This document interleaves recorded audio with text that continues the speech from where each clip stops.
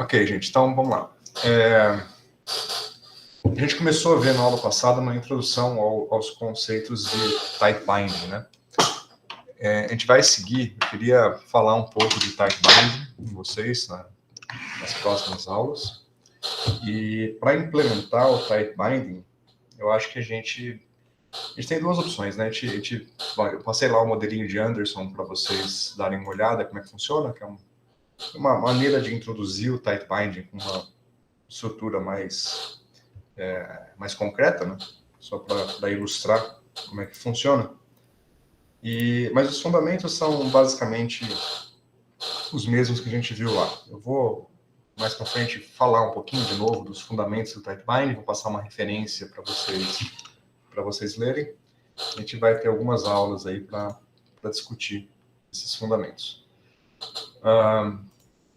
Tem um outro tópico que eu estava na dúvida qual a ordem que eu seguia, porque a gente trabalhou por enquanto, bom, tudo bem, a gente vai ter um modelo type binding, mas a gente trabalhou por enquanto só com hamiltonianos do tipo P² sobre 2m, né?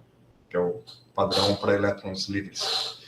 No trabalho aqui que vocês estão fazendo, bom, o Rafael e o Bruno estão fazendo um trabalho com o GAS, né, digamos, que é o hamiltoniano P² sobre 2m, e enquanto o Emanuel e o Jefferson estão fazendo o trabalho com o sistema bidimensional, da onde vai aparecer a banda do grafeno, que é uma banda linear, cujo hamiltoniano hamiltoniano efetivo é o sigma escalar P.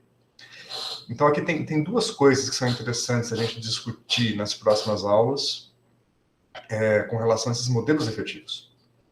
Por que o GAS é descrito por P² sobre 2m? A massa é uma massa efetiva, mas é basicamente P² sobre 2m, enquanto que o grafeno é definido como sigma escalar P.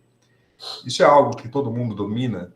Por que aparecem esses dois tipos de hamiltoniano, ou outros possíveis tipos de hamiltoniano? Por que muda a cara do hamiltoniano efetivo de um sistema para o outro? Vocês sabem isso? Sabem explicar, se eu perguntar? Emanuel, eu não ouvi. Eu vi seu áudio ligando, mas não ouvi você falando nada. Tá me ouvindo? Agora sim, mas tá bem baixinho. Não, eu não... Não, eu não domino. Tá. Os outros... O Rafael falou que estudou um pouquinho da métodos invariantes com grafeno, né? Algum tempo atrás, é isso? Isso, até aquele dia o senhor explicou lá mais ou menos a partição de Lauden e a origem do método KP, né? Isso. Os outros, Bruno e Jefferson, vocês têm uma base de como é que aparecem esses caras, não? Não estudei isso. Tá. Então isso é uma discussão que eu acho que vale a pena a gente entrar em um pouquinho mais de detalhes. Igual o Rafael falou, eu já dei uma breve explicação de como é que funciona, mas bem breve. Então, entender... Acho que esses dois casos, né, o GAS, que é o P² sobre 2m efetivo, e o grafeno, que é o sigma escalar P, são dois casos bastante ilustrativos que mostram os dois principais tipos de hamiltoniano efetivos que podem aparecer.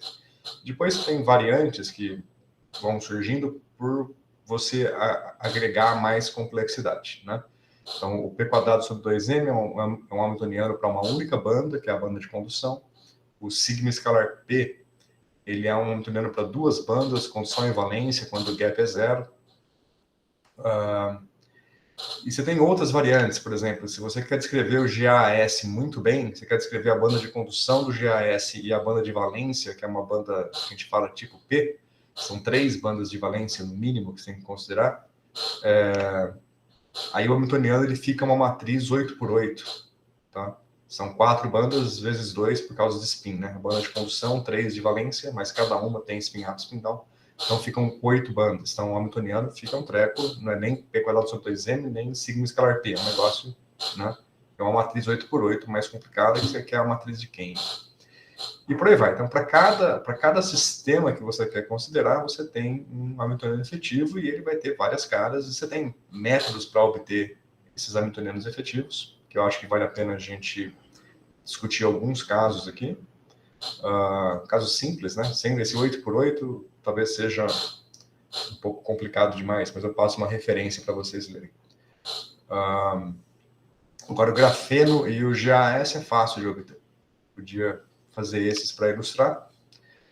E não só ilustrar, mas também resolver esses hamiltonianos. Então, bom, resolver o p² sobre 2m a gente já resolveu várias vezes, a gente sabe. Agora, resolver numericamente o sigma escalar P, bom, ele tem solução analítica, mas a gente pode resolver numericamente para obter os estados de borda, por exemplo. Né? O grafeno, dependendo de como se você confina ele na direção zigue-zague ou armchair, vai ter estados de borda.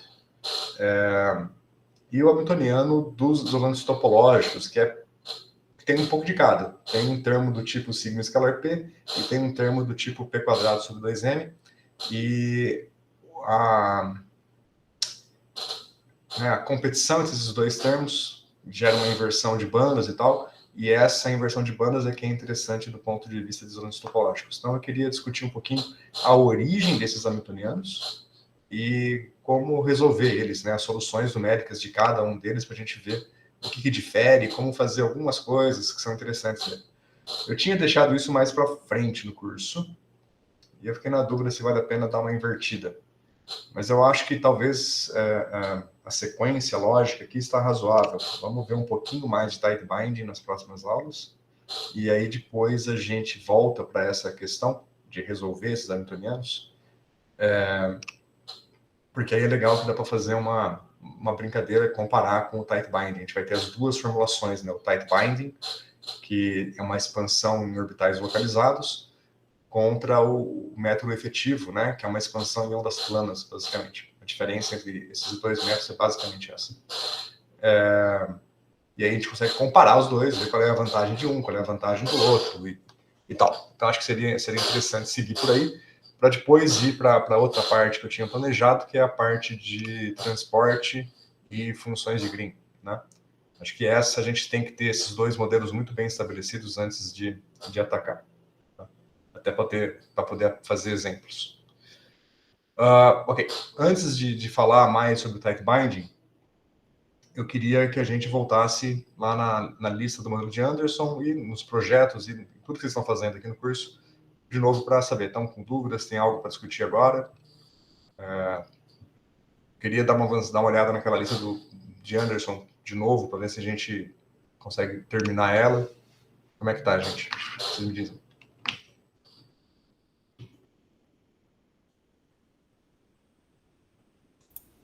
Mas ninguém vai falar nada, né? Não podem me acusar de roubar o lugar de fala hoje. Então, a gente tá mexendo lá na lista 2, né? E tem uma questão que eu não sei se é uma coincidência muito infeliz ou o que que é, mas quando eu uso, por exemplo, na barreira simples, mesmo, isso acontece também na barreira dupla, né? Mas imagine que tem lá, o tamanho do meu sistema é L, né, 200. Você colocou lá L igual a 200. Aí você pede para usar discretizar em pelo menos 200 pontos. O tempo você fala que é um intervalo de 0 a 200 e para discretizar no mínimo 400 pontos. Quando, por algum motivo, quando eu mudo a minha discretização no espaço, eu começo a ver umas coisas esquisitas. Tipo, quando eu deixo a discretização mais fina, se eu estava vendo a função de onda interagir com a barreira antes, de repente ela começa a simplesmente passar pela barreira. Ô, Rafa, desculpa só para eu entender também, a discretização do tempo ou a discretização do espaço? Não, a discretização do espaço. Eu mudei a discretização do espaço. Você viu alguma coisa desse tipo?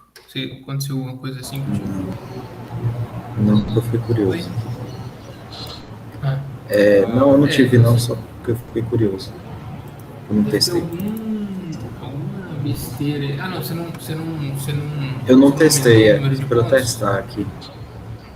Você deixou 200 só. Entendi. Isso. Eu vou abrir o meu código aqui.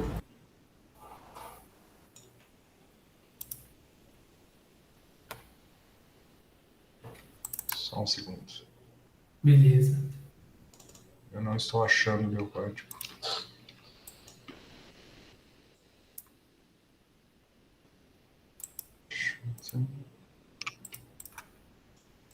Difração? Ah, acho que eu dei um nome meio esquisito. Não, difração.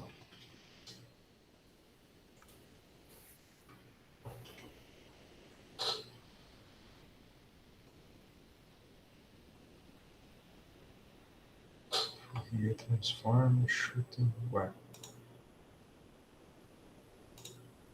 Listas.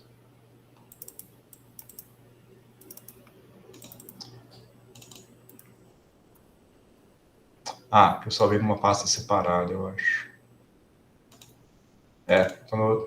Aqui, acho que eu achei.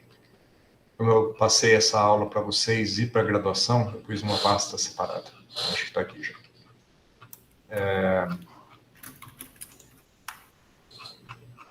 Tá, vamos lá. Eu vou compartilhar a tela, vocês vão acabar vendo o código, mas aí vocês tentem acabar por conta própria, tá? Sem copiar e colar um. A gente faz os testes aí. Não cheguei a ver nada disso não, mas de repente... Nesse problema a gente não tem que se preocupar com a fase da transformada, né? Tá, vamos discutir isso.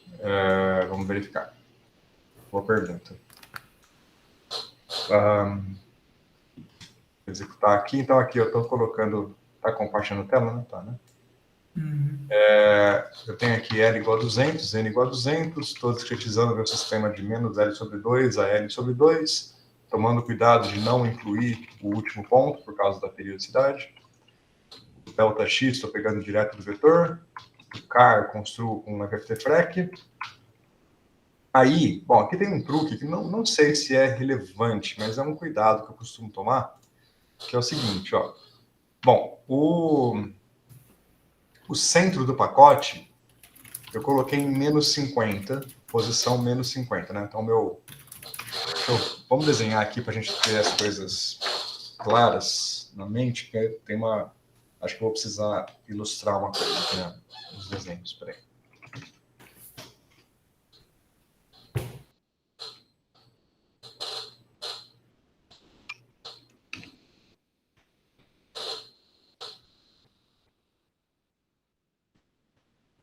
Eita, fechou.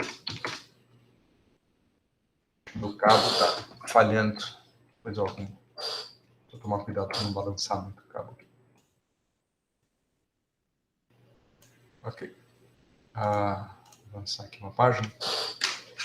Então, só para eu ter aqui em mente o que eu estou falando. Então, a gente tem o meu sistema, ele está indo de menos L sobre 2. Bom, deixa eu pôr os números aqui, vai. L sobre 2 a 100, ele vai de menos 100 até 100, né? Esse aqui é o meu eixo X. Aí eu estou colocando o meu pacote em X igual a menos 50. Então, vamos pôr o zero aqui. Menos 50 vai estar aqui. Então, meu pacote inicial está nessa posição e ele tem uma velocidade inicial V0. Isso que eu queria chamar a atenção, desse V0. Tá? Aqui eu tenho o V0, desculpa, estou aqui em cima, né? O X0 está aqui. O XB é a largura do meu pacote, tá? Acho que a minha notação ficou meio ruim, esse B é de Brodmann.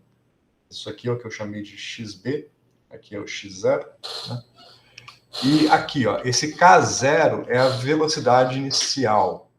E aqui tem um códigozinho estranhozinho que eu quero explicar para vocês o que é. Deixa eu só executar aqui. Veja que eu tenho um vetor K, né, que eu construí aqui com o FFT-FREC, e esses pontos K, esses valores de K, são aqueles que são adequados para descrever o meu sistema.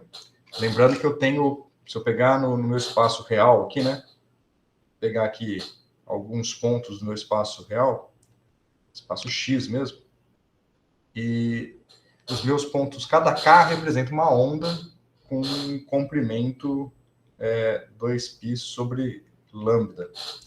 E eu preciso que este lambda seja compatível com esses ΔX, né? Esse aqui é o passo ΔX. Não é qualquer lambda que vai se adequar a este cara aqui. A gente viu na aula passada que uma onda com lambda igual a ΔX é igual a uma onda com lambda igual a infinito, né? Que o sinal, a fase aqui é igual à fase aqui, né? Se a fase entre dois pontos consecutivos é igual, é como se a onda não existisse, porque o intervalo entre os pontos é irrelevante.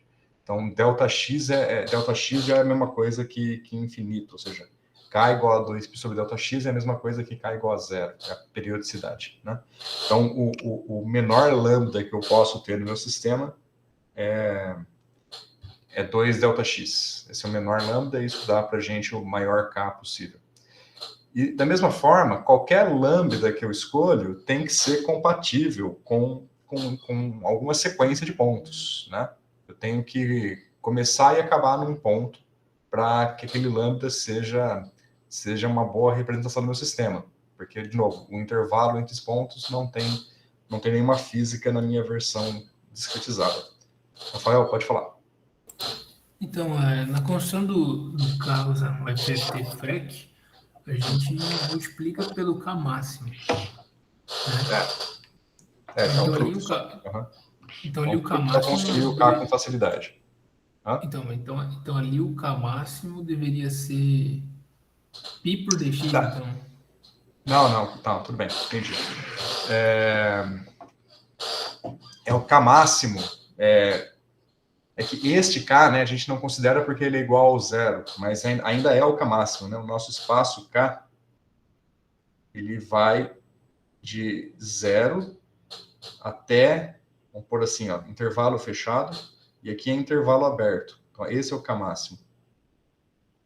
Ele é o 2π sobre Δx, mas ele não está incluso, tá? A gente para em um ponto anterior. Mas não é o ponto que você estava pensando aí, que seria esse daqui, né? Que é o π sobre Δx. Certo? Uhum. Tá? Então a gente para em um ponto anterior aqui. Mas esse aqui é o K máximo, fica sendo esse aqui mesmo. Ok. Bom, uma boa pergunta, porque este cara aqui é o que dá a maior energia para a gente. Mas lembra-se que basicamente este espectro aqui, né, essa região de K é a mesma coisa que o K negativo, né? Então perdão, estou meio confuso com o tablet aqui hoje. Este trecho todo aqui corresponde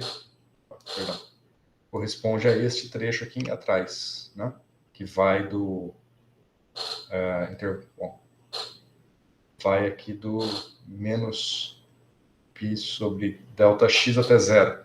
Então a gente trabalha, né? A gente gosta de analisar as coisas neste intervalo aqui. Então a energia, se eu botasse a energia aqui, ela seria assim. Então veja que o máximo de energia ocorre no π sobre Δx, um sistema livre, né?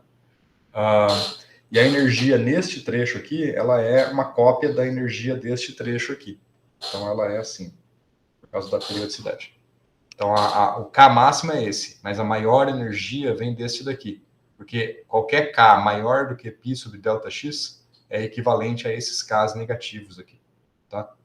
Mas o K máximo que na construção do nosso K é o 2π sobre Δx. Ok? Bom, então o que eu queria dizer é, os Ks que nos são adequados para descrever o sistema são discretos, não é qualquer um. Qualquer ponto K entre esses pontos discretos vai ter uma fase que não bate com os meus pontos do espaço real, né? Vai estar no meio do caminho e não vai ter nenhuma física por detrás dela. Então eu uso esse código aqui para extrair o ponto K discreto mais próximo do valor de K que eu realmente quero. Então, eu gostaria de fazer K0 igual a 1. O K0 vai ser basicamente a velocidade, né? A velocidade é H barra K sobre M. Mas a gente está usando unidades tais que H barra e M são 1, então a velocidade é a mesma coisa que K. E eu queria colocar K igual a 1 como velocidade, mas nessa minha lista aqui não tem K igual a 1. Então eu faço esse truque que eu pego do vetor K, se eu fizer K maior do que 1, ele me retorna uma lista de verdadeiros e falsos. E se eu fizer K de K maior do que 1, ele vai pegar essa lista de verdadeiros e falsos e vai usar como índice dos vetores do vetor K. E ele vai me retornar uma lista só com os valores de K, aonde essa inequação é verdadeira, tá? Então, se eu fizer isso daqui, ó, ele vai me retornar uma lista com todos os valores de K, mas só os maiores do que 1. Veja que o shape do K é 200 e o shape deste K aqui é 68, porque ele está retornando só os Ks maiores do que 1. Cara, aí desta lista toda, eu quero só o primeiro. Então, o primeiro eu vou pegar o índice 0. Cara, aqui eu até coloquei um índice a mais, não precisava desse cara aqui. Foi perfeito assim. Então, este K aqui é o K mais próximo de 1. Podia pôr maior ou igual aqui, né? Mas é isso. É o K mais próximo de 1 na minha lista de pontos K. Tudo bem? Bom, não sei se o anterior é ainda maior, né? Porque, de repente, tem um 0,99 que é mais perto de 1 do que esse. Esse é o mais perto de 1 por cima, digamos assim, né? Então, isso daqui é importante. Se eu quiser usar o K0 igual a 1, quais as consequências disso? Não, você pode usar qualquer valor de K, mas tem que ser um K dessa lista aqui, de preferência. Senão Então, você vai se o 1 ter... não estiver nessa lista, o que vai acontecer? Não, 1 não está na lista, né? Certo, então. Nesse caso Tinha aí, zero. qual que é a consequência disso? Colocar 1 ao invés de 1.005, Isso. na sua decomposição você vai ter uma fase a mais que vai aparecer e eu acho que você vai propagar uma fase espúria que vai entrar no seu sistema. Vamos testar já eu vejo. Vou avançar aqui. Então, agora eu tenho aqui o potencial, que eu coloquei com intensidade meia, coloquei a largura do potencial igual a 2, estou usando o potencial gaussiano, né? E aqui eu construo a função de onda. Então, a minha função de onda é uma gaussiana, centrada em x0 com largura xb, e esta fase que me dá a velocidade, que é o ik0x. Né? E o meu potencial é um potencial gaussiano centrado em 0 com largura vb. Parênteses está todo aqui. Então, aqui eu faço o gráfico, né? O gráfico da função de onda e do potencial. Aqui eu coloquei os dois com intensidade 1, só para poder comparar, para ver a localização espacial deles, tá? Ok. Bom, aí aqui tem o método do split step, ele roda rápido, né? Vamos então fazer o seguinte. O resto aqui é a execução do split step que vocês estão fazendo, e esse é o meu resultado. Aí está falando que se você altera a discretização espacial, está mudando o seu resultado. Vamos ver. Isso. Então, o que eu faço aqui? O que você quer que eu faça? Altere para quanto? Primeiro, eu acho que o primeiro erro é usar o K igual a 1, né? Tá. Quer ver o cargo? Eu fiz o teste aqui. Eu fiz o teste aqui com K0 igual a 1, aí eu discretizei em 400 pontos. No meu não teve alteração. Não tem muita alteração. Eu acho que porque está muito perto de 1, mas você poderia ter uma fase propagada aí que não é compatível com os pontos.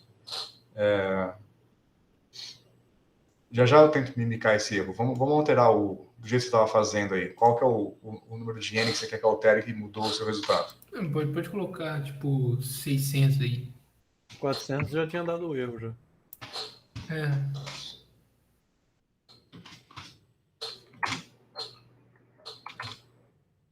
Não mudou. Vamos colocar 1000.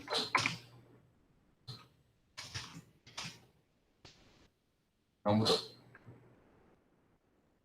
Então, como que você está construindo o X?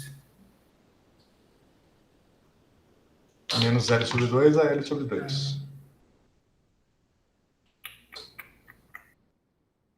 E você pode estar... Você está fazendo split step ou Chebyshev? Deixa eu te falar, o HK não tem um...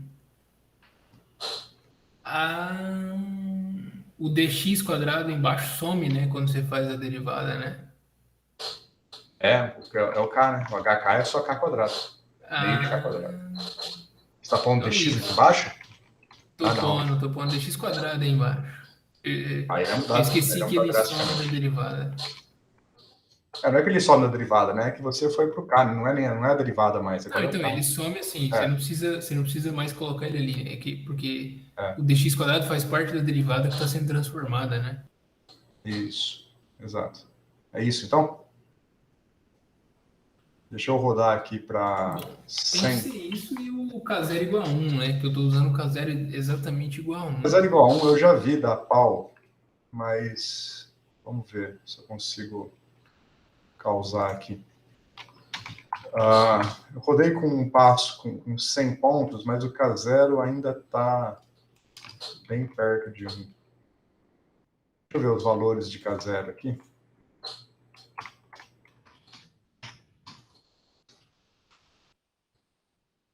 Ah,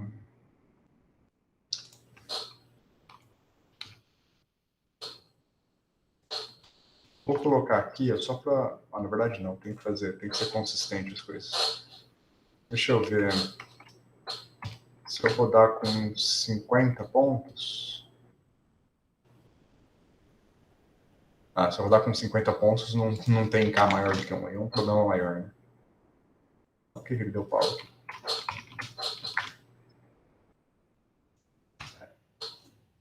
Ah,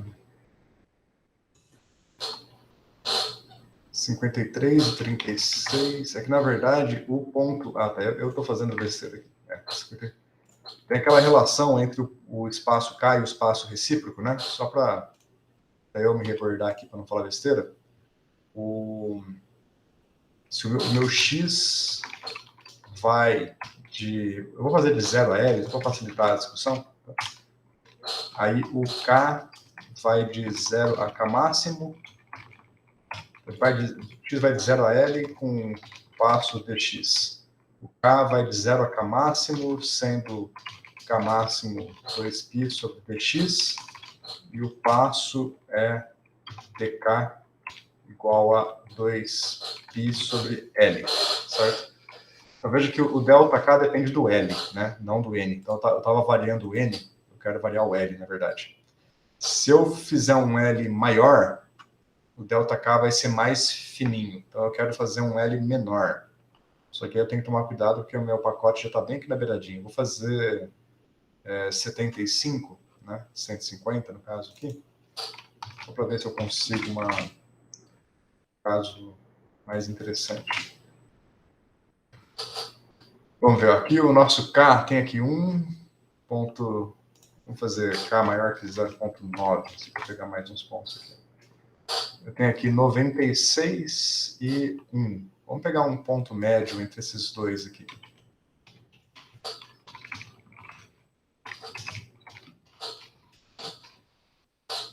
0,98. Vou pegar este valor aqui. Eu vou colocar um ponto que não existe, né?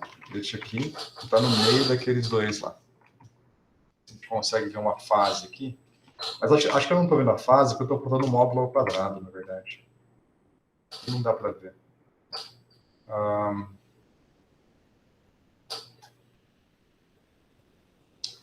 Como é que era?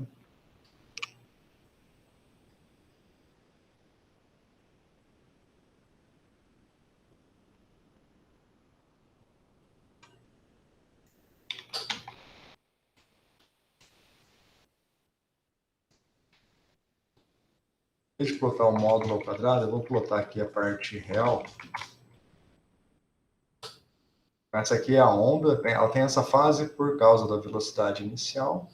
Então aqui eu estou pegando esse K 0,98.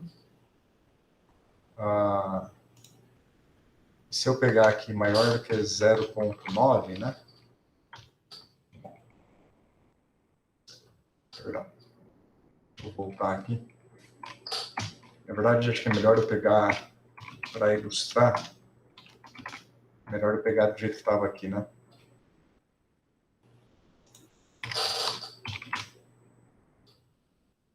Quero pegar este, eu tinha pego o ponto médio desses dois aqui, né?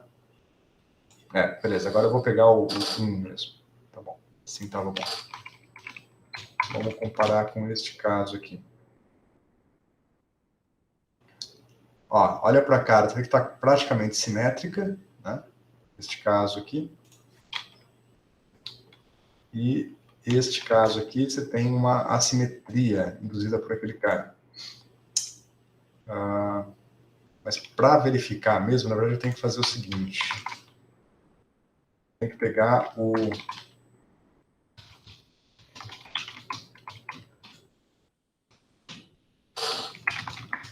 índice. Então, o índice 24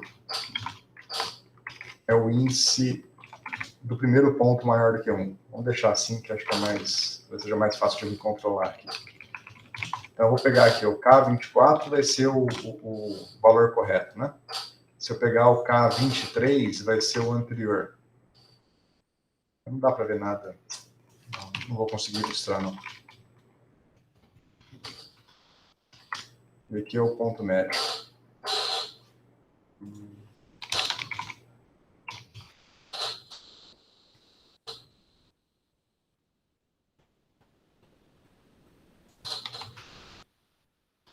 Não estou lembrando, não. Eu lembro que aparecia uma fase por a gente estar pegando um K que não coincide com a discretização.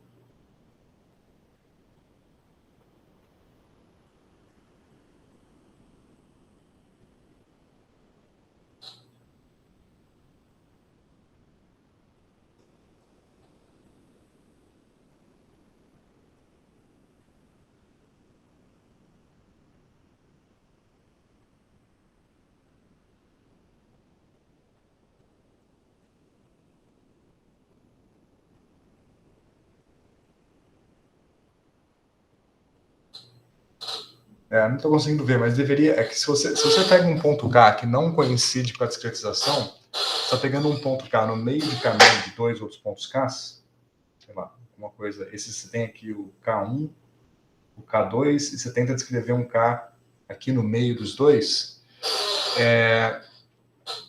Na sua transformada de Fourier, este cara aqui não vai estar bem descrito. Então, você queria ter um pico aqui, né? Você queria que a sua transformada de Fourier, digamos, você queria que ela fosse um pico aqui, né? Mas esse ponto não existe. Só que você tem um alargamento, né, natural da discretização.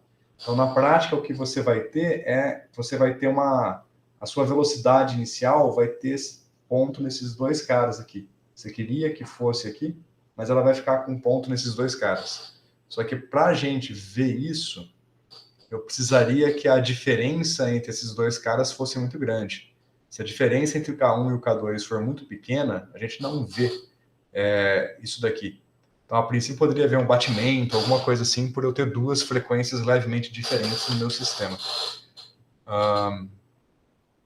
Mas para ver isso, realmente eu precisava de Ks bem distintos. E para os Ks serem bem distintos, eu precisava de um L muito pequeno, né? Para que o ΔK fosse grande. Será que eu consigo fazer isso se eu tirar o potencial? Vamos tentar fazer assim. Eu vou tirar o potencial, vou colocar a intensidade 0. Aqui ele continua aparecendo porque eu não multipliquei pela intensidade, que é só o formato do potencial sem multiplicar pela intensidade. Mas vou colocar o potencial 0 só para a gente conferir. O potencial está 0, passou reto, tá? Não tem reflexão. E vamos colocar o pacote centrado na origem. Só vou deixar comentado o valor que estava antes aqui. Então agora estou com o pacote centrado na origem, não tem potencial, então eu vou tirar aqui o plot do potencial para não confundir a gente. E vou pôr aqui o K0. Aí, evolui os dois ao mesmo tempo e vê o que acontece. Eu quero fazer o seguinte, se pegar o ponto K, o K0 naturalmente é 0, né? E o K1 vai ser o ΔK. Vamos pegar um caso... Vamos tentar pegar um K. Cadê?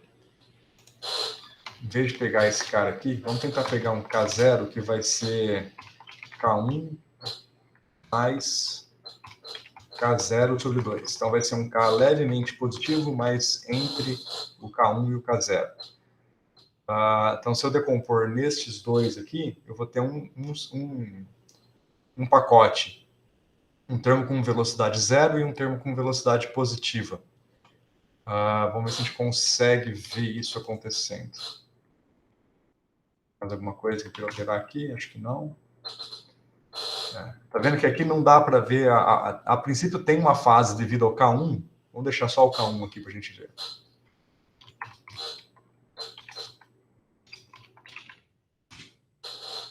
Mas ela é muito pequena, não sei se vai dar para a gente ver, talvez tenha que fazer uma simulação de mais longo tempo. Vamos lá, vamos tentar ver o que acontece nesse caso. Não dá para ver ou dá para ver? Deixa eu ver. Não. Dá para ver que ele está subindo um pouquinho. Tem uma linha branca que eu coloquei aqui para dizer onde está o potencial. Deixa eu tirar ela.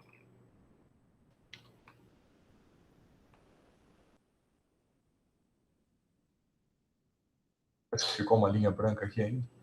Tá. Por causa desse cara aqui. Não dá para ver. Agora vamos fazer o que eu queria. Eu queria reduzir o tamanho do sistema. Vamos colocar aqui 50, bem fininho. A gente consegue ver, porque aí L menor, a gente vai ter essa incerteza talvez aparecendo mais claramente. É difícil de ver, muito difícil de ver. Talvez se o pacote for menor, vou fazer o tamanho do pacote igual a 1. Então, se o pacote é igual a 1, ele difunde muito rápido. Eu teria que fazer o pacote bem largo. Mas aí vai ficar largo demais para o sistema, né?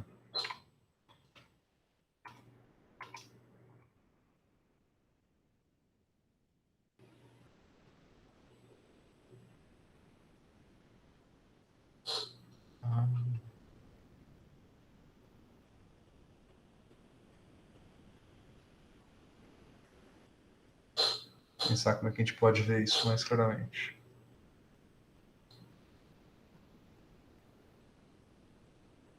Bom, tem uma maneira de ver isso também, né, na verdade, que talvez seja mais fácil. É pegar a onda plana, só a onda plana, e fazer a transformada de Fourier dela. Vamos ver se a gente assim, consegue enxergar. Talvez na simulação seja imperceptível, mas vamos testar aqui. Ó. Vou fazer aqui só a onda plana, certo? Aqui o meu vetor da onda plana. E vamos fazer a transformada de Fourier dela.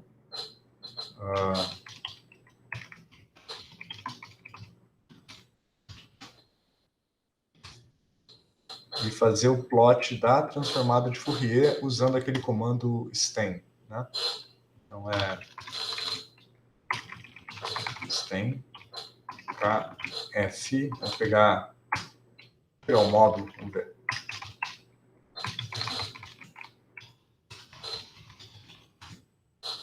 Se dá para visualizar isso aqui. Aí eu vou dar um zoom.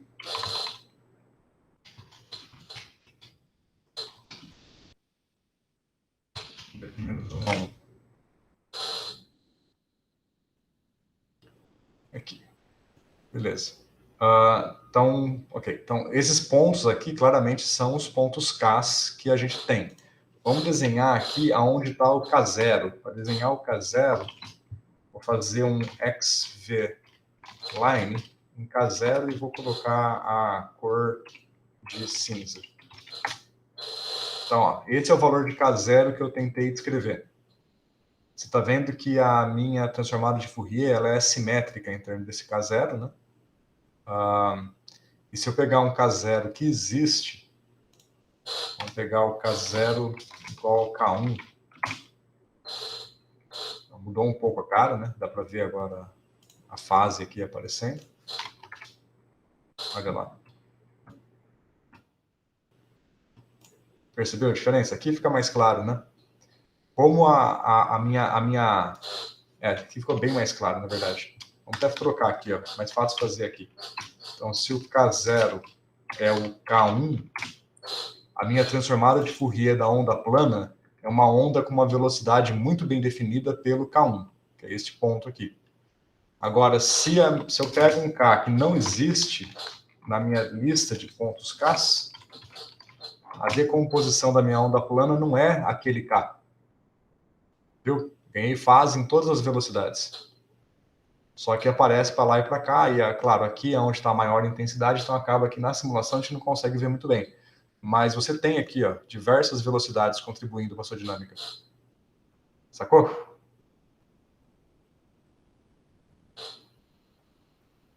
Tá mais claro agora? Tá perfeito. Valeu. Só mais uma perguntinha agora, questão de... Na verdade são duas, né? Mas primeiro, relação estética, como é que você faz para deixar o IM Show bonitinho lá? Porque o meu ele fica na vertical. Tá, peraí. Deixa eu voltar Uns aos parâmetros ajustes ser padrão. feitos também no limite, né, dos eixos.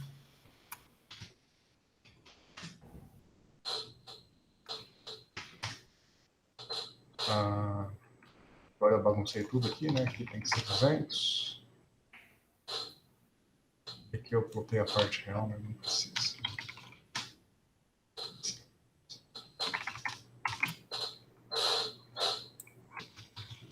O que você...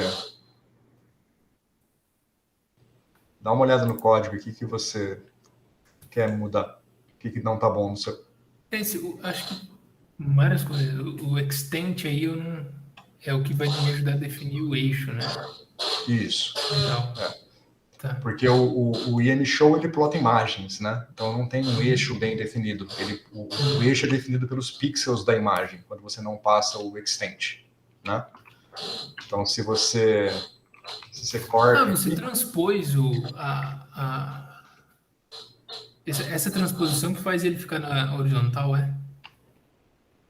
deixa eu separar aqui o código. Ó. Tá, Então, legal. se eu fizer plt.imshow, show, o módulo,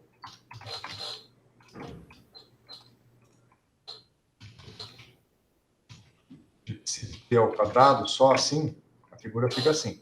Isso, é assim que eu tô vendo, né? Por quê? Porque da maneira que a gente construiu, como é que tá? As linhas representam a posição e as colunas representam o tempo. Então, se você quer inverter linha e coluna, só transpor. Beleza. Tá? Agora, veja que está invertido com relação ao meu, porque ele começa a contar o IM Show numa imagem, então o pixel 00 está aqui em cima, enquanto a gente gosta da origem aqui embaixo. Veja que o eixo Aí cresce você de põe o cima para origin baixo. lower. Isso. Então você passa o origin lower para inverter isso. Então ele passa agora de 0 para cima, mais padrão para a gente, né? E o aspect alto é para ele manter o tamanho da figura padrão, né? O tamanho da figura 6x5, que é o tamanho padrão do Python, porque senão ele faz a figura com o aspect ratio daqui, né? Se tem 400x200, vai ficar o aspect ratio 1:2. Você vê que ela está mais retangularzinha, ó. Esse tamanho aqui é 1, esse tamanho aqui é 2 vezes esse, por causa da fração de pixels aqui. Se eu rodar, por exemplo, para 400 pontos, ela vai ficar quadradinha. Fica quadradinha, porque tem 400 por 400 pixels. De novo, porque é uma imagem. Se é uma imagem, você quer que o tamanho dela seja definida pelos pixels.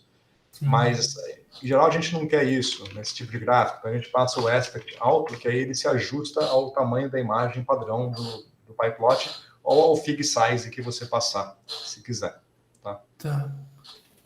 Bom, aí você tem o mapa de cores, o V máximo e o extent, que é o mais importante aqui, é para você trocar os eixos que são dados pelos pixels da imagem por, de fato, grandezas físicas que você tem. Então, aqui você coloca o limite esquerdo e direito do eixo inferior e o limite inferior e superior do eixo lateral. Então, aí você tem ali o eixo de tempo de 0 a 100. Sacou? Esse V máximo é para onde a cor vai começar a aparecer, né? É para saturar a imagem. Se eu pegar aqui o módulo de psi ao quadrado e ver qual é o maior valor que tem dentro dele, o maior valor é 2.7. Por que é 2.7? Porque a minha função de onda ela começa com a altura 1, né? Aí ela difunde, perde intensidade, então ela vai ficando mais funda. Só que quando ela chega aqui na colisão, ela espreme e vai lá em cima. Então, este ponto aqui fica muito saturado e o resto você não consegue visualizar. Então, eu reduzo o V máximo para recuperar visibilidade nos pontos de intensidade mais baixa. Então, eu saturo aqui, veja que saturou a imagem aqui, mas aí eu consigo visualizar o resto com mais... E aqui eu pus zoom só para não saturar esse trecho aqui, né? Porque aqui a intensidade máxima é 1. Mas se eu colocar assim, o CMAP é para você escolher o esquema de cores. Você tem vários esquemas de cores, né? O JET... Não, Aspect não, né?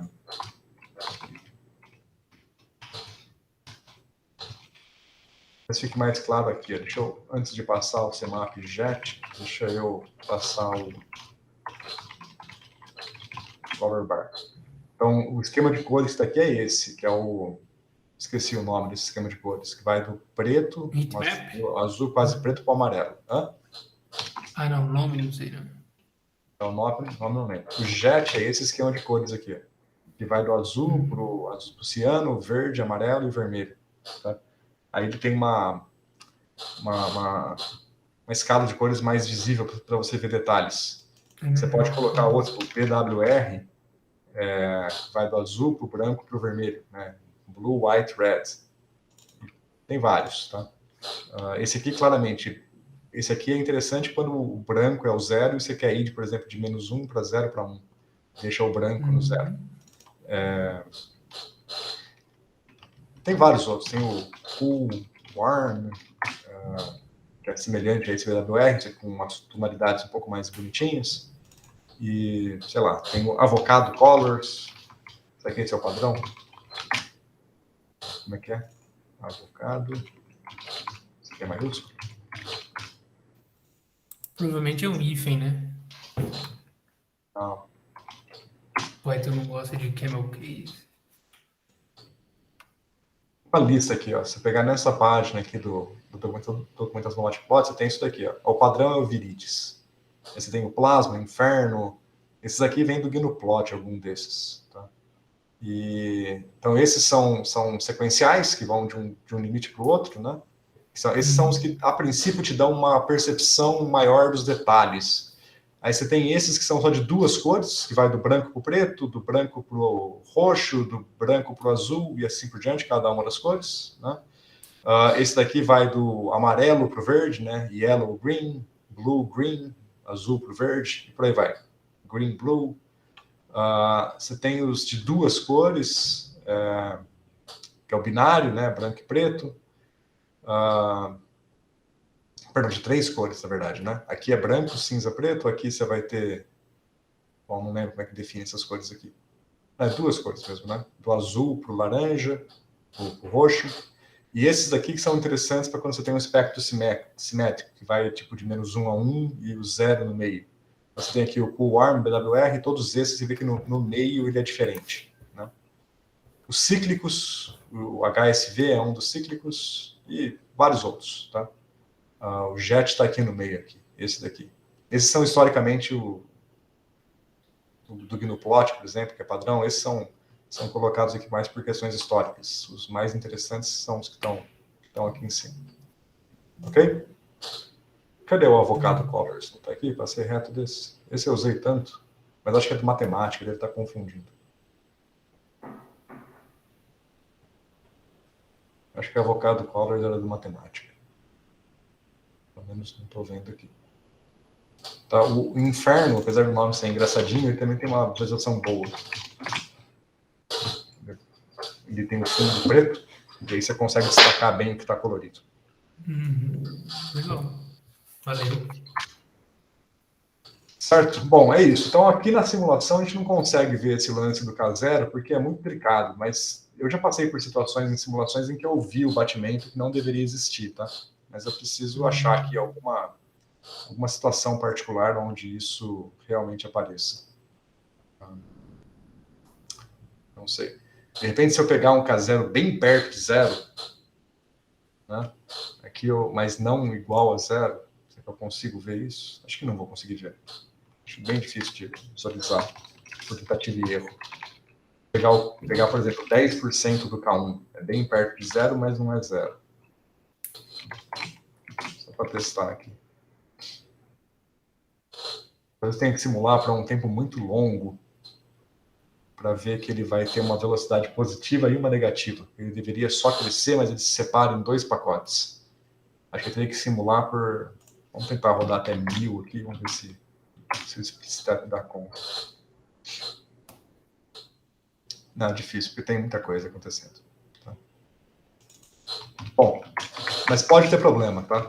Usa sempre o K0 do ponto por causa daquela decomposição de Fourier lá. Agora, aqui mostrar um caso real dando pau, eu vou ter que procurar. Tava pensando... Tava brincando no desafio 2D, na questão de como que implementar os operadores e tal. E aí, uma saída que eu encontrei seria, por exemplo, se você constrói um vetor psi como uma matriz, né? O que acontece é que cada linha é como se fosse uma curva de y constante e cada coluna é uma curva de x constante, né? Eu fixo o x e vario o y. Então, em princípio, se eu convoluir todas as linhas, eu obtenho todas as derivadas em y, e se eu convoluir nas colunas, eu tenho todas as derivadas em x.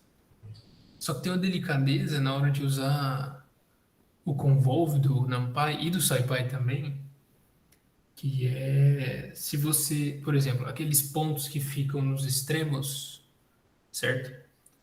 Ele não pega a derivada correta se você usar, por exemplo, mesmo se você usar o semi ou o full, porque o que ele vai, Usar o wrap, não né? faz, teria que ter isso, você tem que usar o wrap.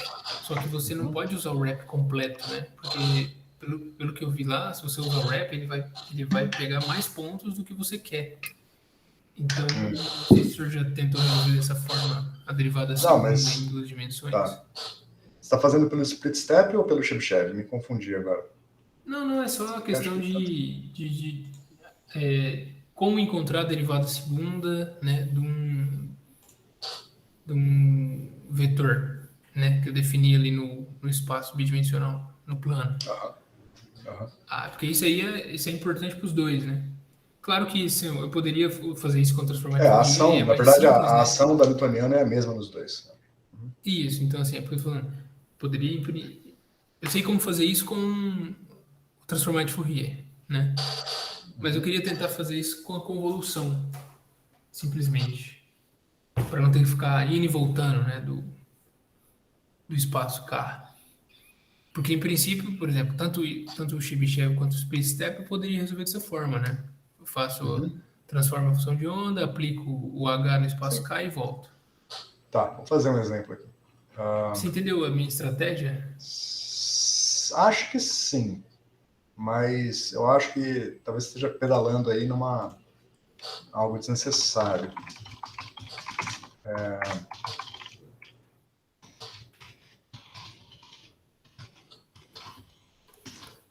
Vamos pensar assim, ó. Não vou fazer o código inteiro, obviamente, mas vamos tentar pensar da seguinte forma. Vamos definir o nosso mundo como sendo um mundo x e y, e esse mundo vai ser uma matriz de pontos x e pontos y. E eu vou definir tudo em termos destas grandezas. Então, tem uma matriz que representa meu mundo x e y, e eu quero escrever, então, a minha função de onda, eu vou escrever a minha função de onda neste domínio. Então, vai ser um domínio que a minha função de onda vai viver numa grade. Então, em vez da minha função de onda ser um vetor, ela vai ser uma matriz, que é o valor da função de onda em cada ponto x e y da minha matriz. E do mesmo jeito, o meu potencial vai ter sempre essa mesma estrutura. Vai ser uma matriz, onde eu vou ter o valor do v de x e y em cada ponto desta matriz. Tá? Como é que a gente vai fazer isso? Bom, vamos pegar o seguinte. Vamos definir o nosso número de pontos igual a 100. Vou fazer quadrado sempre, tá? E vamos definir o nosso L igual a... Vamos fazer 100 também. E aí o meu X vai ser o link space. Vamos fazer volta lá, de menos L sobre 2 até L sobre 2, com N pontos, sem incluir o ponto final. E o Y vai ser a mesma coisa. Vou copiar ele aqui. Poderia fazer com L's diferentes em X e Y, número de pontos diferentes também, mas vamos fazer assim por simplicidade. Esses dois caras são vetores. Então, o que eu quero fazer é converter esses caras para matrizes. Para isso, a gente usa o Mesh Grid. A gente chegou a falar do Mesh Grid? Sim. Então, agora eu tenho aqui o meu X e o Y são matrizes 100%. Então, o X, se eu plotar usando o IM-Show, ver que o X é um vetor que cresce na direção do X positivo e o Y é uma matriz, perdão, que cresce na direção do Y positivo. Eu não passei o origin igual a lower, então de cima para baixo aqui, né? Então é isso. Então eu tenho esses dois caras aqui.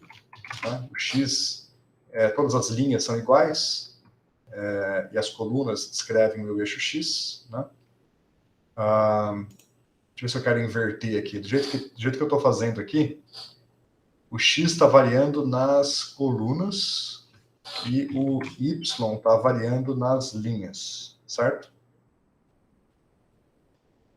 Sim, interpretação de linha do NumPy, né? Isso. Eu posso inverter isso se eu inverter aqui, ó, meio engraçadinho.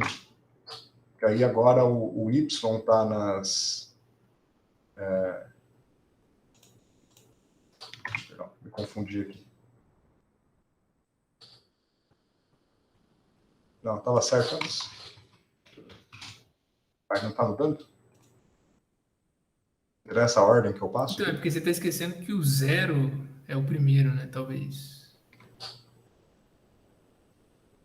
Bom, vamos fazer assim, tudo bem. Confuso, que eu troquei a ordem aqui. Eu tenho que trocar a ordem aqui também. Sabe? Bom, agora está certo. Ó. O Y está variando nas... Eu troquei a ordem aqui, na verdade. O Y está variando nas colunas. Então, as colunas representam os valores de Y e as linhas representam os valores de X. Tá? Acho que cada linha é um X diferente, mas na coluna o X não varia e o Y é o oposto. Cada coluna é um Y diferente. Né? Então, se eu pegar... vamos começar de zero, então seja mais fácil ver isso começando de zero. Tá? Se eu pegar, por exemplo, o x00 é a origem. Se eu pegar o x10, o x vale 1. Aqui vale 2. E se eu variar a coluna, o x não muda. Então, os valores de x estão definidos pela linha. E os valores de y, y00 é a origem, os valores de y estão variando na coluna. É isso. Então, assim está ótimo. O x está variando na linha. Esse x e y são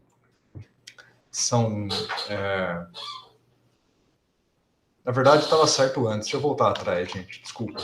Porque para ficar compatível com essa imagem é assim, né? O y está nas linhas e o x está nas colunas. Estava certo antes. Isso. Assim. Desculpa, me confundi aqui na notação. Então eu quero agora construir ele é implicadinho mesmo. Eu sempre penso em x e y como o primeiro sendo o x, depois sendo o y. Eu queria colocar o x na linha, mas para ficar compatível com isso aqui é o oposto mesmo. Então, voltei aqui para menos ou mais 0/2. E aí eu vou construir a minha função de onda. Vamos fazer uma gaussiana centrada em zero, né? Então, vai ser exponencial de menos 0,5 de x quadrado mais y quadrado.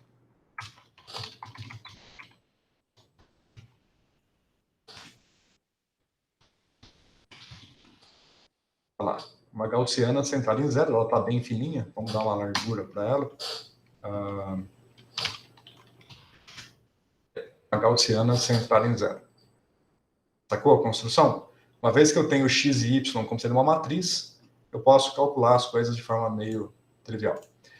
Agora, o que você quer é calcular, você quer um método prático para calcular a derivada desse cara, né?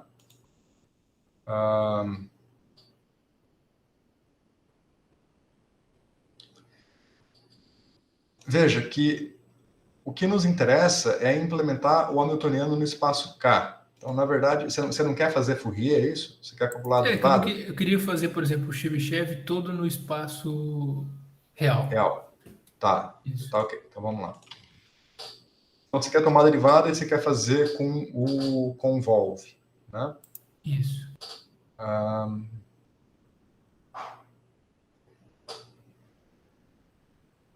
Tá. Bom, a princípio, é derivada segunda, né? O kernel da derivada segunda, a princípio, seria 0. Não, é Só... 1 menos 2 e 1, né? Ou então menos 1, 2 e menos 1. Não, eu vou fazer 2D já. Peraí. Deixa eu imaginar aqui. Pegar o sinal correto. A derivada segunda é 1 menos 2, né? Mas o que eu quero aqui é menos a derivada segunda. Então é menos 1 e 2. Menos 1, 0.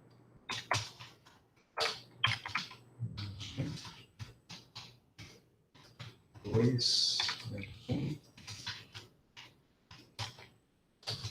0, menos 1, 0. Então vou usar esse kernel, que já é a derivada segunda na direção x e y.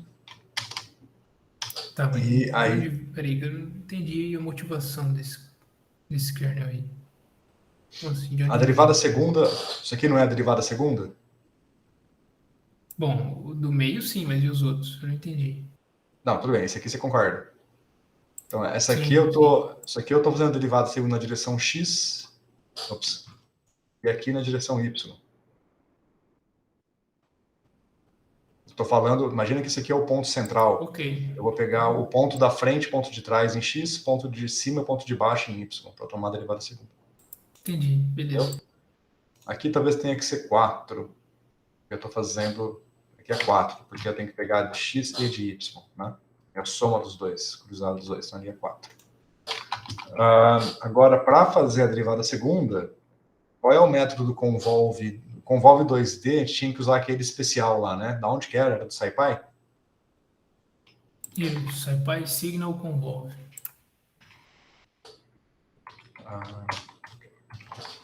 SciPy. Não, forte. Vou precisar da documentação. Vamos olhar lá.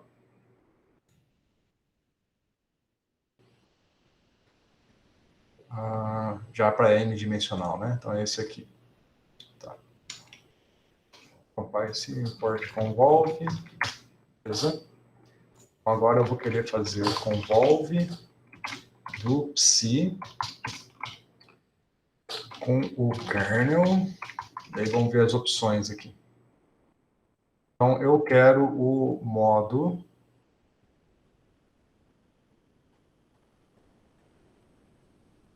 eu acho que eu quero o modo same e não, mas aqui não tem o esse não tem o wrap. Esse não tem o wrap, é verdade. Qual que tem Eu o acho wrap que é mesmo? o FFT Convolve, né, não? Ou é o Convolve 2D? Um dos dois tem.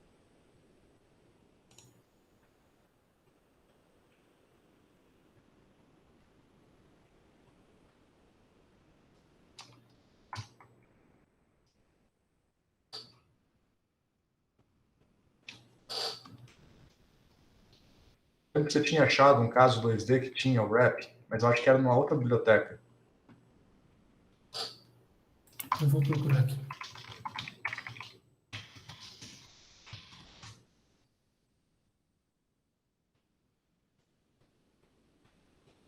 Ah, aqui tem. É o Convolve 2D dentro do SciPy Signal mesmo. É. Confuso.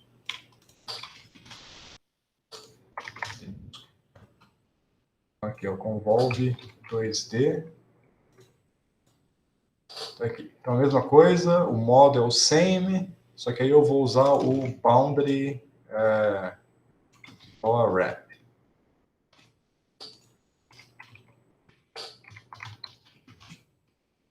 E vamos chamar isso de T2Psi. Vamos fazer o gráfico.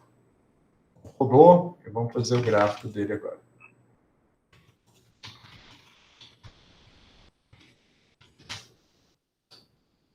Bom, não sei se dá para visualizar, porque o zero não está muito evidente. Vamos usar aquele color map esperto. Ó. Vamos chamar, eu vou criar uma variável de P máximo. Eu vou definir ela como sendo o máximo do módulo do psi, do dpsi. Só para deixar claro o porquê disso, se eu plotar aqui o color bar. Só tá mal aqui para mim como que esse kernel atua no Tá, psi vou para explicar. produzir essa derivada. Ó, veja o seguinte, ó, esse plot aqui está indo de algum valor negativo para um valor positivo, mas não é simétrico, né? Então, eu vou pegar o máximo do módulo dessa segunda derivada e vou definir o v mínimo como sendo menos o máximo e o v máximo como sendo o máximo. E aí o meu plot aqui, mapa de cores, fica simétrico. Uma vez que ele fica simétrico, eu vou usar o cmap coolWarm para colocar o zero vai ficar branco, negativo vai ficar azul, positivo vai ficar vermelho. Aí a gente consegue ver, ou talvez o BWR seja melhor nesse caso. Aí, a gente consegue ver que a gente tem aqui uma região positiva, uma região negativa, que é aquela cara da segunda derivada, né? Você sabe como é que é a cara da segunda derivada, né? Positivo, né? E volta. Tá ok, então funciona, tá? Claro que a condição de contorno você não está vendo aqui. Antes de explicar o kernel, eu vou pegar essa função de onda e vou levar ela para a bordinha para a gente ver a condição de contorno aparecendo, tá? Então, vou colocar o centro dela em x. Vou colocar o centro em menos L sobre 2. Aí vai aparecer só metade dela. Para resolver isso, eu vou somar ela com o centro do outro lado aqui. Tá? Então, fiz um truquezinho, agora minha função de onda ela começa aqui e acaba ali, né? E vamos tomar a derivada segunda nesse caso. Se tiver tudo certo, o wrap tiver tudo certo, tem que ficar igual esse mapa, só que deslocado para a esquerda e para a direita, né? Certo? Derivada segunda com condições de contorno periódicas bem definidas. Agora a dúvida é a mágica desse kernel aqui, certo? Bom, o que ele está fazendo? Os outros que estão ouvindo aí, vocês conseguem entender o que esse kernel faz? Ou é a dúvida de todo mundo? Não sei se alguém já sacou aqui. Não saquei ainda não.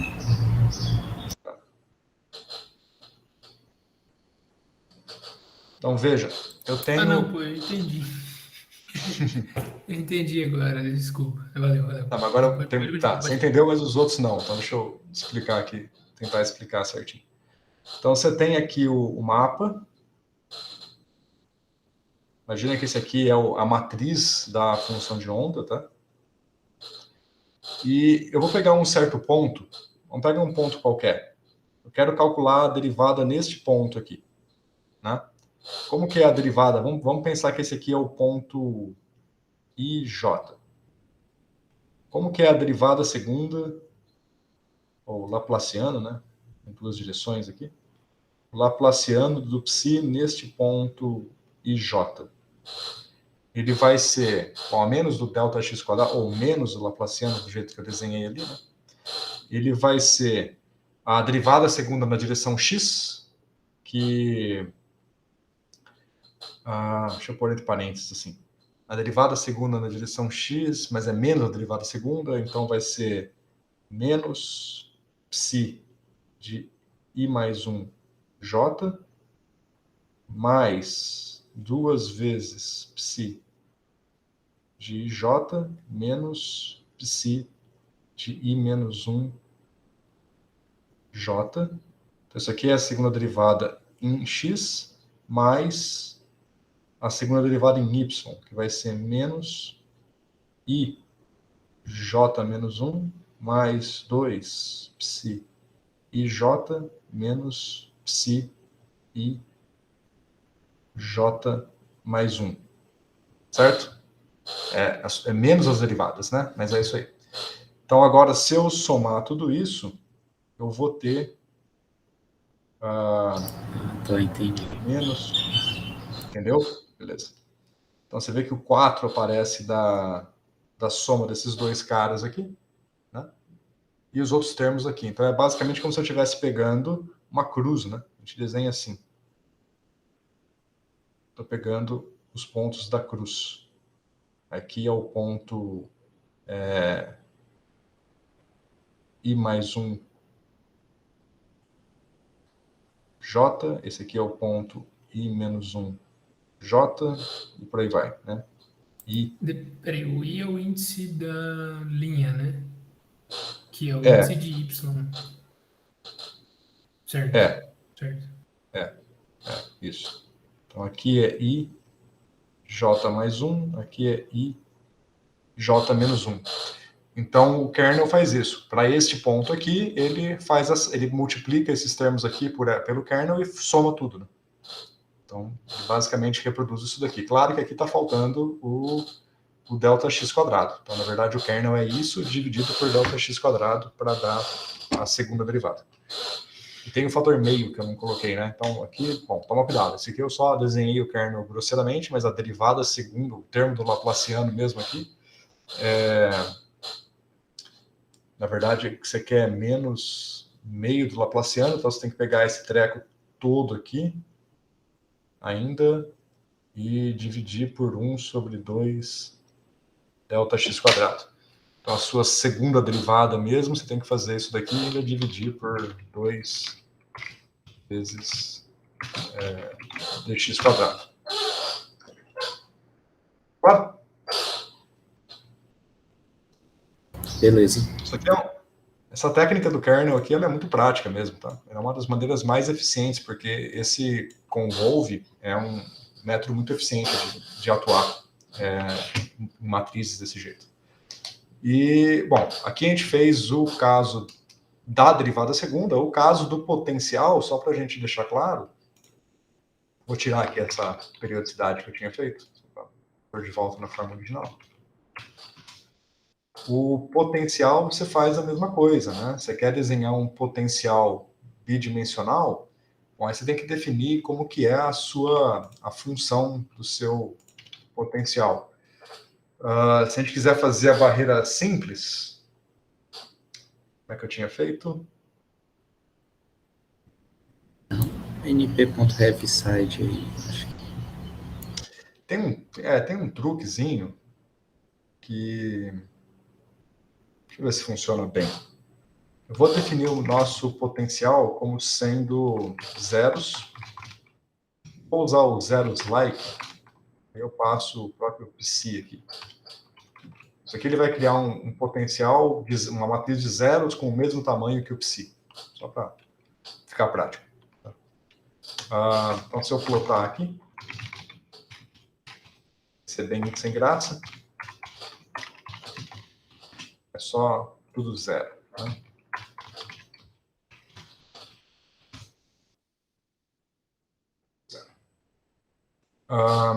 Agora aqui a gente pode fazer o seguinte. eu quero fazer uma barreira tal que... Deixa eu desenhar aqui. Vamos pensar que eu quero fazer a barreira simples assim. Onde aqui eu tenho X, aqui eu tenho Y. Esta largura aqui, vamos chamar de A, tá? E esta daqui vamos chamar de B. Então, o meu sistema ele tem tamanho 100, né? Então, o meu sistema está indo aqui de menos 50 a 50. Então, vamos falar que o A é 10, tá bom? Vou fazer o A igual a 10. Vou colocar só o A por enquanto. Esquece o B. Então, eu quero fazer o seguinte, eu quero definir um sistema tal que eu tenha uma barreira, sem esse gap aqui, uma barreira em toda a região aqui, tá? Então, eu quero fazer o seguinte, eu quero que aonde o módulo de X for menor do que A sobre 2, eu quero que seja 1. Olha que mágica. Entenderam o que eu fiz aqui? Uhum. Mas eu não quero só isso, né? Eu quero que o potencial seja 1 só onde o módulo de X é menor do que A sobre 2, mas o módulo de Y seja maior do que sei lá o que, né? Talvez seja mais fácil eu... L sobre 2 menos B, né? Vamos trocar a notação, vou pôr o B aqui, aí minha vida fica mais fácil, tá? Para não ter que pôr esse L sobre 2. Então, vamos colocar E módulo de Y maior que B sobre 2. Aí você tem que definir o B, senão não funciona, tá? Vou pôr B igual a 5. Ó, definir uma barreira. Sacaram? Esse truque aqui é maravilhoso. Esse aí é rapidão. Para uma barreira é simples, para duas barreiras vocês vão sofrer um pouquinho com essas condições aqui, mas é semelhante. Tá? Tudo bem? E aí, bom, dado o potencial, a ação do potencial na função de onda é simplesmente V asterisco psi, hein? É elementwise, ponto a ponto. Não é um produto de matrizes. É um produto do V local com o psi local, ponto a ponto. Tá claro? Sim. É isso. Então tá aqui. Derivada segunda e o potencial. Agora é só fazer o Chebyshev ou split operator. Do jeito que a gente está fazendo aqui, por causa dessa derivada segunda, isso aqui é mais apropriado para o Chebyshev. Tá? Isso. Para o split operator, vocês têm que fazer a transformada de Fourier, não tem jeito. Ok? Então, mas para o Chebyshev dá para fazer assim. Beleza. Vocês tentam fazer? Ok, gente. Então, vamos lá. Bom, acho que vocês vão conseguir terminar isso aqui por conta própria. O modelinho de Anderson, vocês chegaram a avançar alguma coisa? Ou vocês estavam trabalhando na outra lista?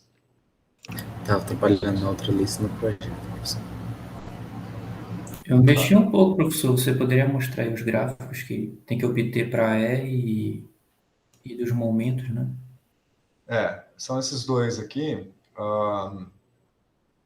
Em azul é o R, em laranja é o desvio padrão.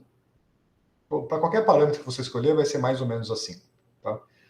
Os dois te dão... E aqui embaixo, esse eixo são as energias, tá? Então, são os altovalores. Então, os dois têm a mesma cara, mais ou menos. Eles te dão informações semelhantes. O R te diz basicamente quantos sítios participam da localização. E o desvio padrão, bom, basicamente é a mesma coisa. Só que são medidas levemente diferentes, por isso que eles têm escalas diferentes, né?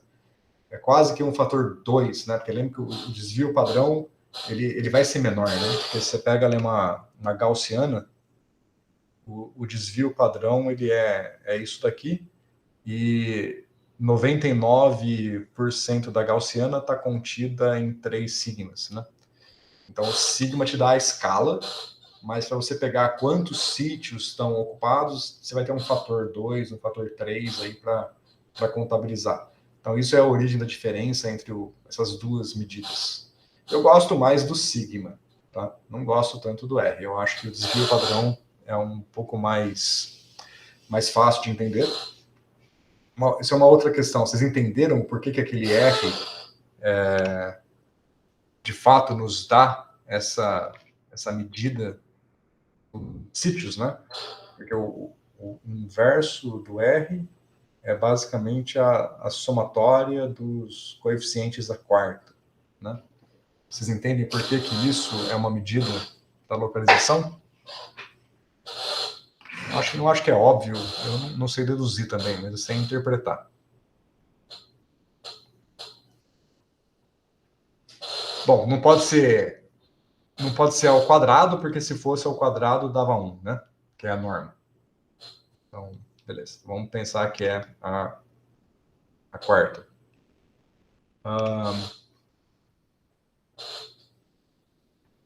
Aí vocês podem comparar o que aconteceria se eu tivesse...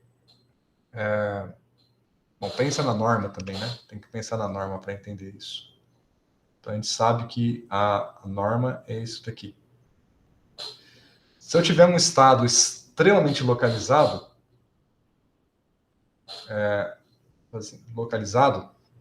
um estado localizado é aquele que só um coeficiente é finito. Então, a gente tem que... Vamos pegar aqui o A0. É o A0 só por simplicidade.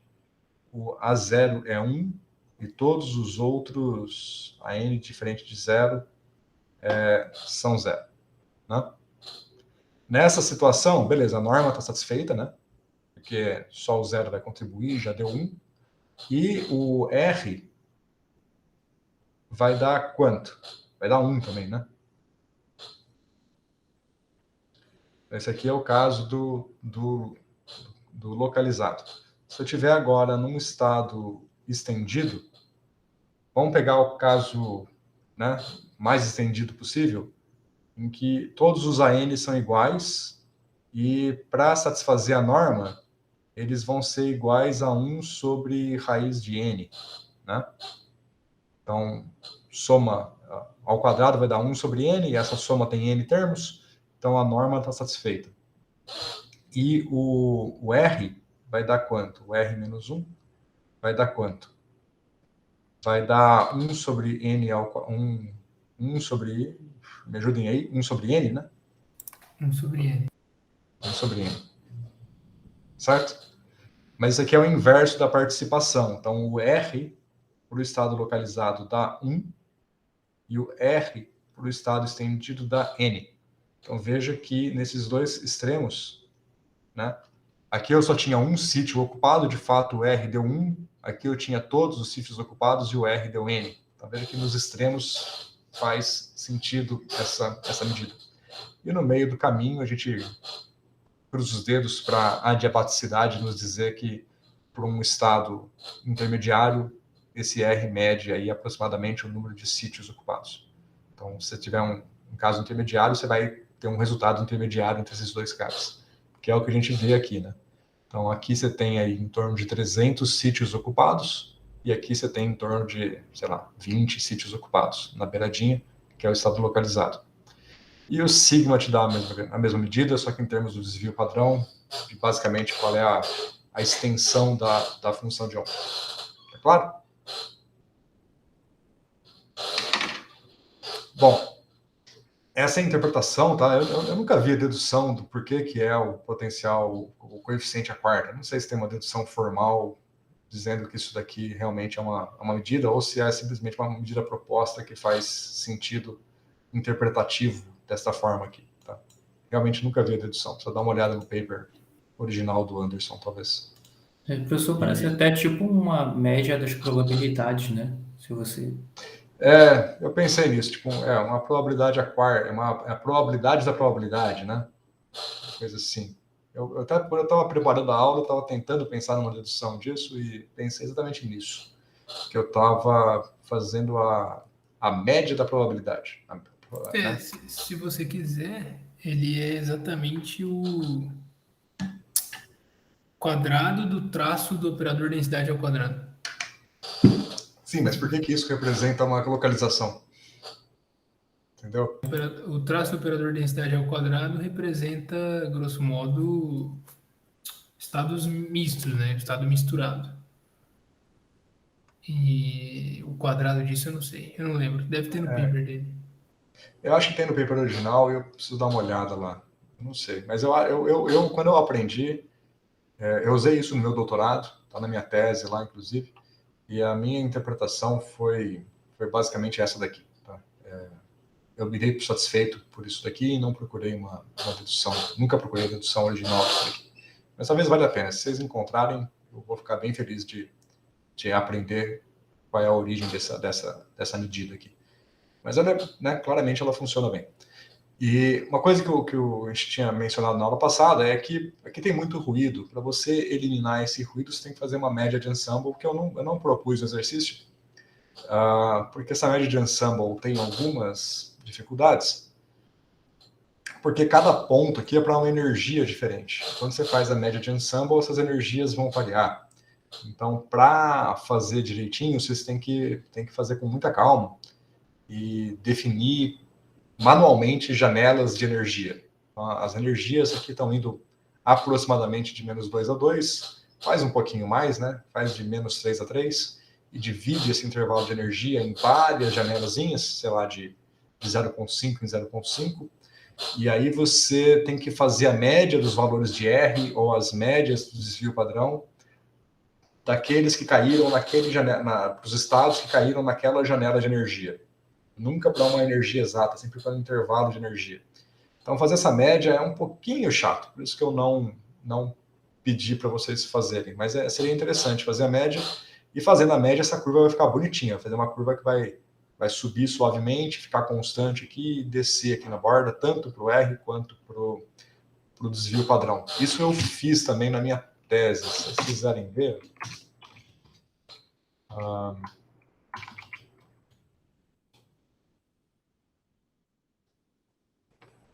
acho que está aqui.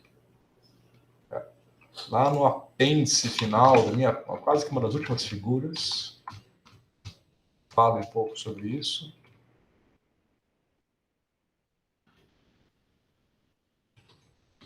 Passei já. Aqui, ó. Calculo para níveis de Landau. Essa aqui é a densidade de estados dos níveis de Landau. É uma comparação de vários modelos aqui. Mas é que eu considero 400 sorteios aleatórios para que a densidade de estados fique uma gaussiana bonitinha. E aí a medida do... Eita, estou perdido na minha própria tese. Cadê? Acho que eu não estou... Não, aqui não é o apêndice, passei reto.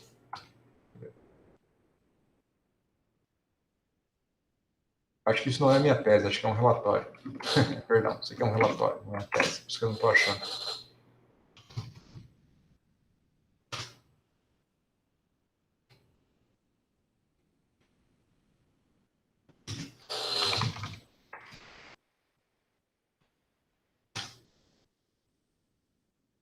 Não está abrindo.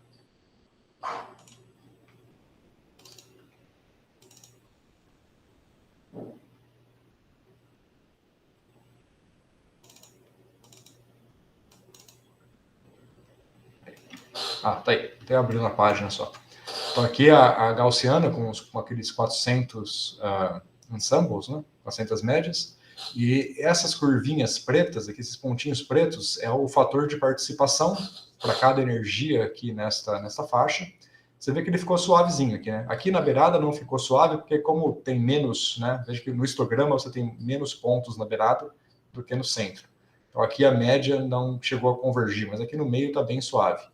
E esse aqui é o fator de participação. Eu, sei lá, esqueci de tomar a inversa. Seria melhor ter tomado a inversa. Então aqui, basicamente, no centro, quando o fator de participação é baixo, os estados são estendidos. E quando o fator de participação é alto, né, os estados são localizados, porque o que importa é o inverso disso. Então eu usei essas curvas, eu usei esses pontos pretos aqui para fazer as cores desse gráfico aqui. Então, vermelho é estendido, azul é localizado. E a física é a mesma, tá?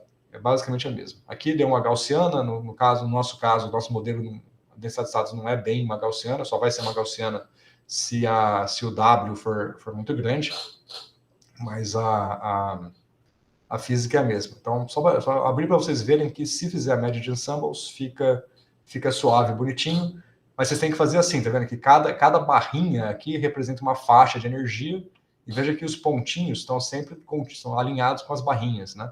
Porque eu faço a média para cada faixa de energia. Ok? Beleza. Bom, é isso. Então aqui, se vocês quiserem brincar com essa média, vocês podem fazer, eu ajudo depois a tirar dúvida, mas não vou passar na lista não, porque ela é mais chatinha, a gente tem coisas mais importantes para fazer aqui no curso. Ok? Bom, então acho que por hoje é isso, gente. Aí eu vou passar uma referência de type binding para vocês lerem, para a gente discutir na semana que vem. Tá? Vamos fazer o type binding primeiro, e depois a gente faz os modelos efetivos para fazer uma comparação interessante. Vou passar duas referências. O livro do Marder, vocês conhecem o livro do Marder? Estado sólido? Sim. Emanuel, você abre o áudio, mas eu não ouço o que você fala. Não conheço não. Não sei se... Tá. Eu vou passar o livro do Marder, que é interessante, e vou passar uma biblioteca Python que a gente vai usar. Aí vocês dão uma olhada na documentação dela, tá? Para aprender a usar a biblioteca. Eu mando ali no Zulip daqui a pouquinho. Só vou pegar os dois aqui e já mando lá. Beleza, gente? Então, por hoje é isso. A gente continua semana que vem, então, com o type binding. Até mais. Aí a entrega das listas é segunda e o projeto ficou para quinta, né? É verdade. Está chegando a época do projeto, né? Obrigado, cara. Na verdade, tá bom a gente dar uma pausa agora para vocês acabarem os projetos, né?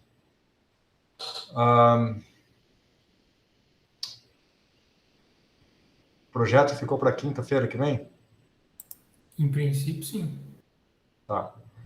Então, na segunda-feira...